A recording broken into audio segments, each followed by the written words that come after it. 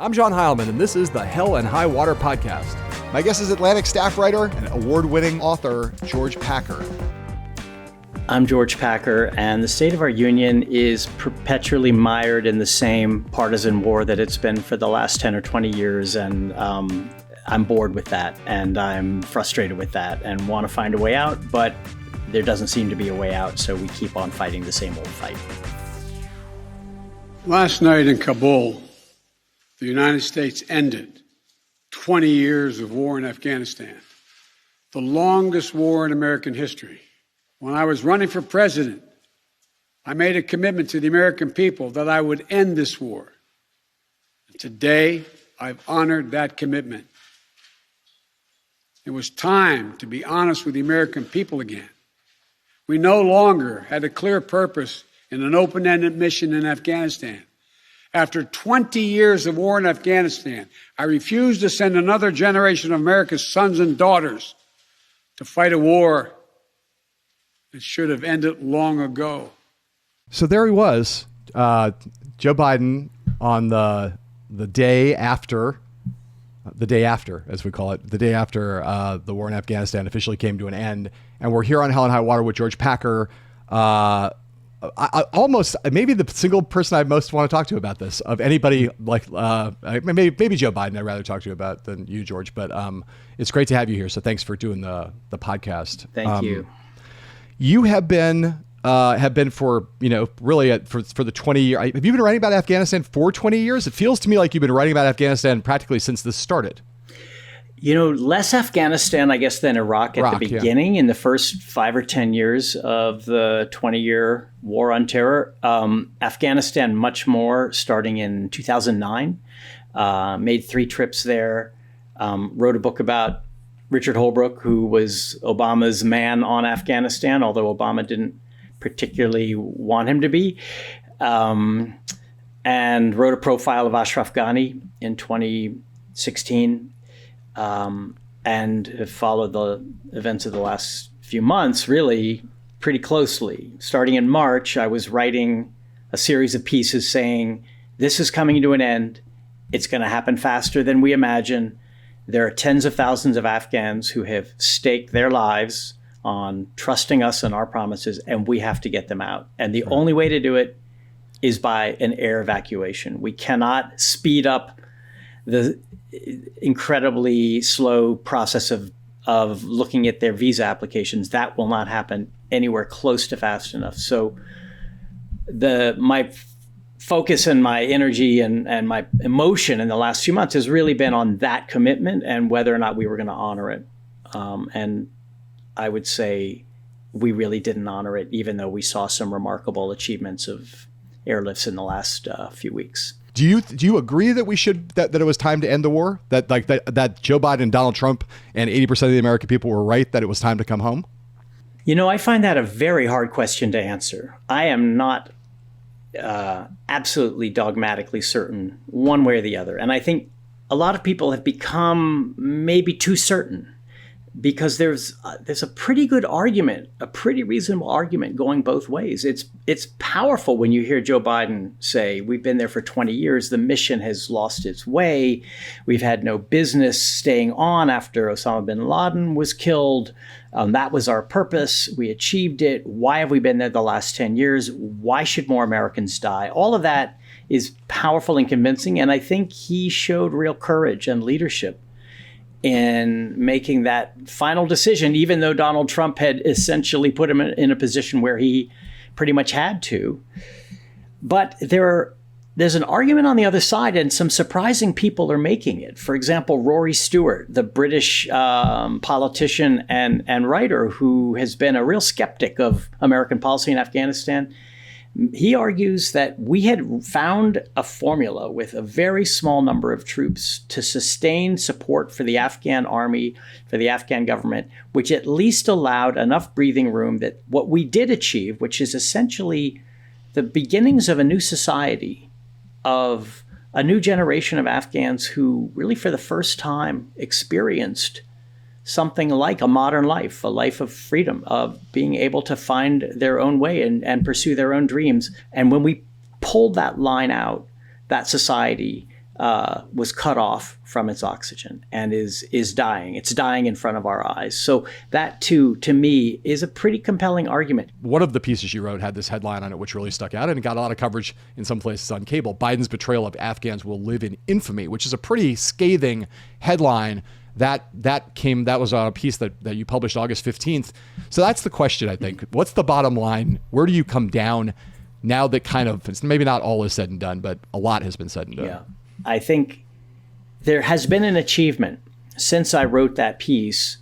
According to official statistics, about 120,000 people were flown out of the airport in Kabul.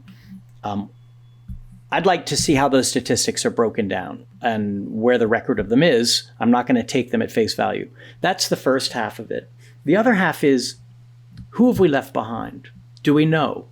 Every day, more numbers come out, more individual stories, more groups. Afghan women soldiers, I know American vets who are trying to get them out, largely unsuccessful. You can imagine how big the target is on their backs. So before we congratulate ourselves on a really amazing logistical feat, which all those flights out of Kabul airport were, let's look at the consequences of the failure to plan and of the policy decisions and non-decisions that led to the chaos at the airport. I'm not gonna give Joe Biden a pass on those. I know a lot of journalists who seemed threatened almost by the criticisms, as if it was costing them something politically in the partisan wars, leapt to his defense and even just imitated and repeated administration talking points. Yeah, I'm not gonna do that, and I don't think it's what journalists should be doing. Yes, and so now to come to my other thread, which spools out very nicely from this, right? Which is the Joe Biden of it all. When you wrote about what Biden's position was in 1975, right? Yep. When the question of what should be done with South Vietnamese allies of America's who had fought in the disastrous war that was Vietnam alongside Americans, should they be welcomed into America or not, the refugees? I remember being a child and we heard the stories of the Vietnamese boat people coming across and being welcomed into America. These were great stories. That Joe Biden at the time, you remind us in one of your, or more than one of your pieces, was dead set against that. Said no, not, all the Americans, he would do anything, pay any price to get all the Americans out, but not a penny for any of the South Vietnamese. Not for one, not for 100,000. So that was a striking thing. Yeah. Well, in 75, Biden did not oppose refugee entry into the U.S. He was mildly in favor. What he opposed was spending a single dollar or risking a single American life to help evacuate our South Vietnamese allies in the last weeks of the war. And it was Gerald Ford in the Oval Office who was pleading with Biden and a group of other senators to appropriate money for this. And of all the people in the room, Biden, first-term senator from Delaware, was the most brutally frank in saying, why should we?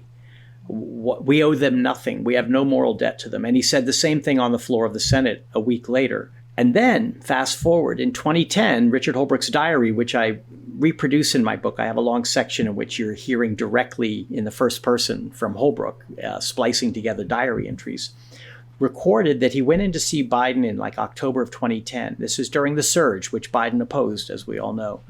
And Biden said, I want all of our troops out. And Holbrooke was confused and said, you mean leaving a residual force, which you've always talked about in the Situation Room? Biden said, no, every last troop. We don't belong there. We need to get out.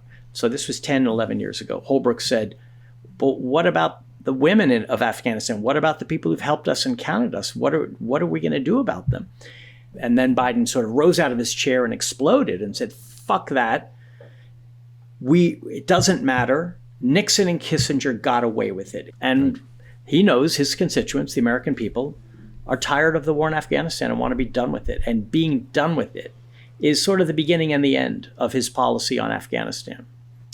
And regardless of how we're done with it and who's left behind. But the other thing it shows us is a kind of parochialism. He is Joe from Scranton.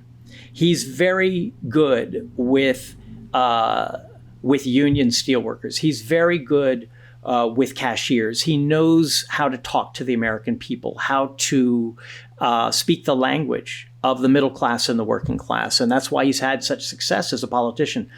It doesn't seem like he's all that interested in the cashier in in Kabul or the peddler, the food peddler in Kabul. That seems like it's almost beyond his scope of interest. I do think there's something we all have in common, even though right now we seem like mortally opposed tribes.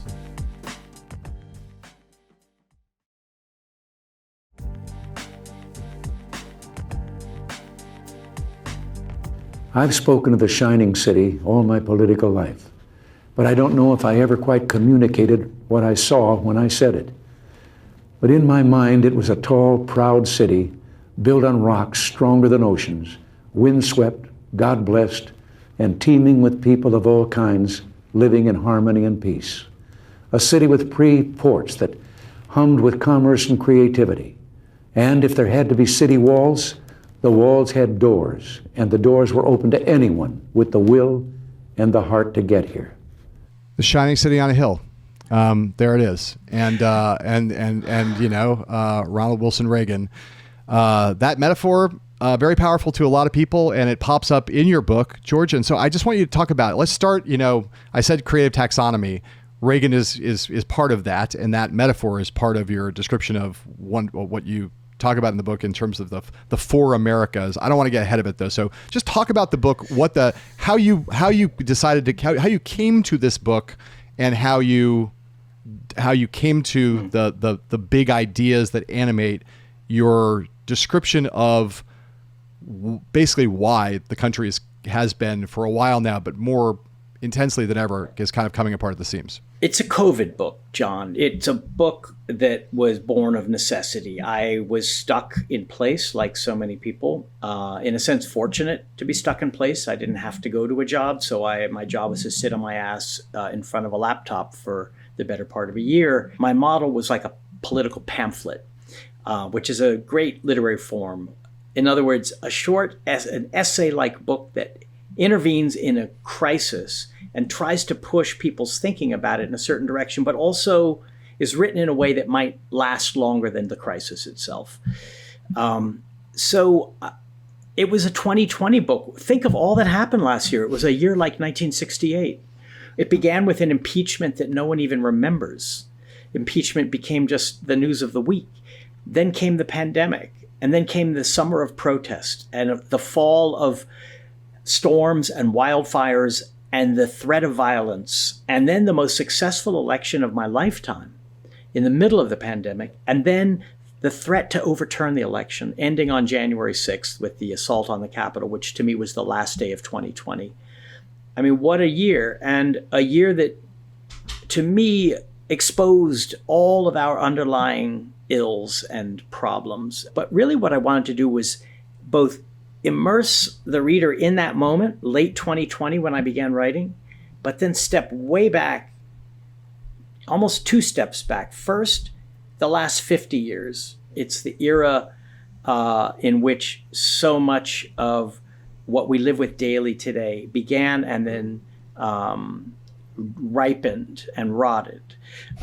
Partisan division, economic inequality, multiracial, multi-ethnic democracy rising and threatening a lot of Americans, the end of the industrial economy, and with it the way of life of large parts of the country, the rise of the information age, and with it huge disparities in wealth and in education. And finally, a bigger step back really to the early 19th century, to Tocqueville, to Lincoln, and to some of the permanent ideas that don't seem to change very much, that kind of account for our national identity. I wanted to see if I could describe an American identity that might be the very fragile basis for reknitting the country together. Because I do think there's something we all have in common, even though right now we seem like mortally opposed tribes. And I wanted to look at it hard from the past and the present, and to try to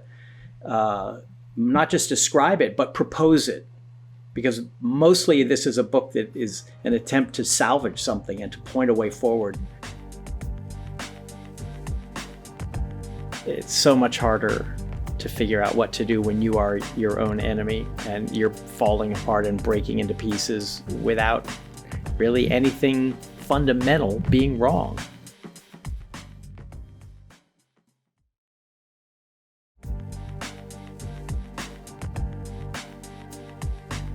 Decades from now, Americans will visit the memorials to those who were lost on 9/11, and they will know that nothing can break the will of a truly united states of America.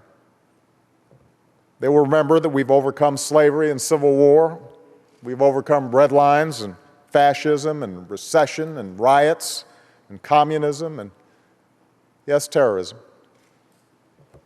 They will be reminded that we are not perfect, but our democracy is durable. And that democracy, reflecting as it does the imperfections of man, also give us the opportunity to perfect our union. That is what we honor on days of national commemoration. Those aspects of the American experience that are enduring, and the determination to move forward as one people. More than monuments, that will be the legacy of 9/11.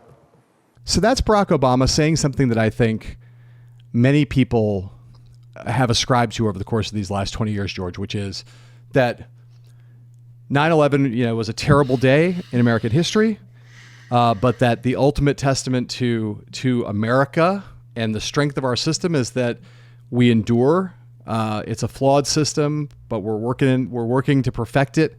We're at a very, very fraught moment in American history.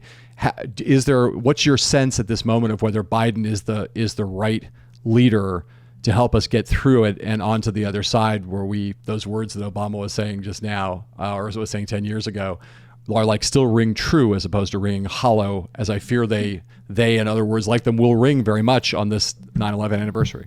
Yeah, I don't think that any leader can say what Obama said 10 years ago and expect to have a rapturous response from the public, because it's not where the public is. I'm not sure it was where the public was in 2011, but Obama was often speaking aspirationally rather than descriptively, and hoping that by the power of his words, he would bring us up to the vision that he had of us. Right. And he was never quite able to do it. A few months ago, I looked at Biden's, and even during the campaign, his speeches were so simple and somehow reassuring. We can do this. We're Americans. He didn't argue. He didn't have to persuade. He didn't draw up a theory of the case, as you said. It was just something about his character. I don't know about his cognitive abilities, but I do know that his rhetorical abilities are very limited, and you need to be able to bring people with you. And his handling of the last days of Afghanistan, to me, was so bad that it showed a kind of dangerous void of leadership. So I'm less certain of Biden as the answer than I was when I wrote Last Best Hope. But he's what we've got. We have to really, really want him to succeed. 20 years on, the global war on terror, was extraordinarily expensive in many ways, not just in terms of money, but in terms of priorities that got reshuffled and things that got deprioritized that were quite important, freedoms that were lost, other things. You can make the ledger. The costs of that global war on terror were astronomical. Is it your judgment as we sit here now that in some ways the global war on terror was in fact a war that was won? Or can one even render that judgment at this point and do some of the things that have happened on the ground in Afghanistan in this last month concern you about the possibility that, to the extent that we had some success in the last 20 years on that front, that they may prove to be, if not illusory, temporary, evanescent, that we might be we should keep our eye on the ball here about what might be coming down the road? Well, when Chou En-lai was asked how he assessed the French Revolution. He said it's too soon to say. Yeah. And I think it's too soon to say. It's very hard to assess this because, first of all, it's just so big and amorphous and complex. It has so many different aspects to it, both domestic policy, homeland security, our daily lives, airports, police departments, surveillance, priorities, as you say, that were lost, including the big one, global warming. And then abroad, the wars, the lost lives, the failed effort to create stable, friendly governments in Iraq and Afghanistan. In that sense, when you look at it that way, the war on terror was a failure. It was a big, costly failure because eventually it became an effort to remake the Islamic world, and we could not do that. We did not know how. We did not have the competence or the will or the ability. It was a success in the sense that for 20 years we have not had anything close to another 9/11. And if you told me that there wouldn't be one on 9/12, I wouldn't have believed you because we all assumed it was just a matter of time. For an Afghan 25-year-old woman, there were 20 years in which we created the possibility for her to have a better life.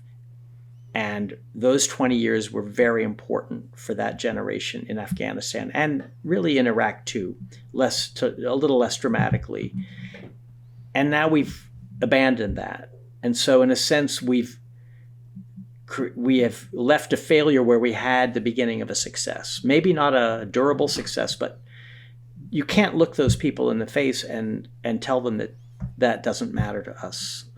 It's very hard for me to think about how much we've abandoned in Afghanistan. We have remained safe here at home at great cost abroad. And all of that is just too damn hard for me to add up and give you a single figure. I know you were there in 9/11. So, and again, you'll see why this is one of these topics that it can lead to various trouble for people. But I was more troubled by, and am still at this moment more troubled by, the events of January 6th than I am by the events of September 11th.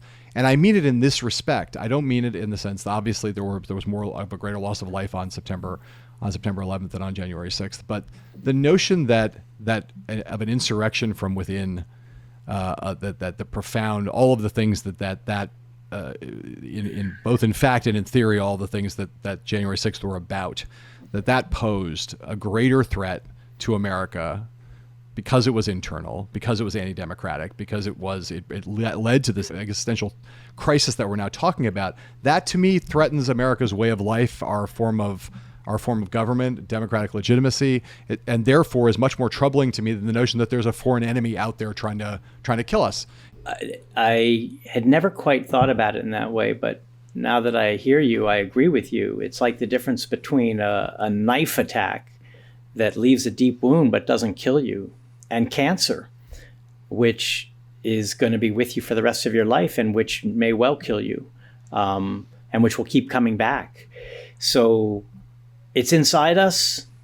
We have no unifying enemy that we had after Pearl Harbor and for maybe a few months or a couple of years after 9/11. The very act of January 6th divides us. Some people want to find out what the hell happened and make sure it never happens again, and other people want to bury it alive. And it represents a level of disbelief in ourselves and in our democratic values that I never thought I would see in my lifetime. 9/11 was a shock, but we knew about terrorism. And in some ways, we should have known better. We should have expected it. They'd been trying to get our attention for about a decade.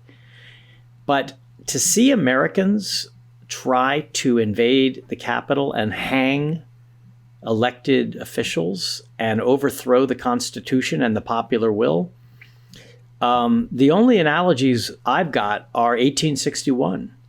And I honestly thought that 1861 was one of a kind.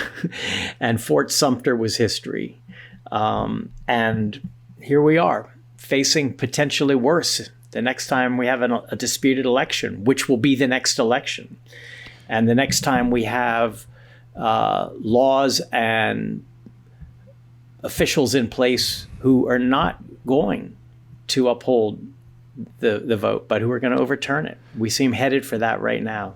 And it's so much harder to figure out what to do when you are your own enemy and you're falling apart and breaking into pieces without really anything fundamental being wrong. Thank you for taking the time, George. George Packer, ladies and gentlemen, here on Hell and High Water. Take care.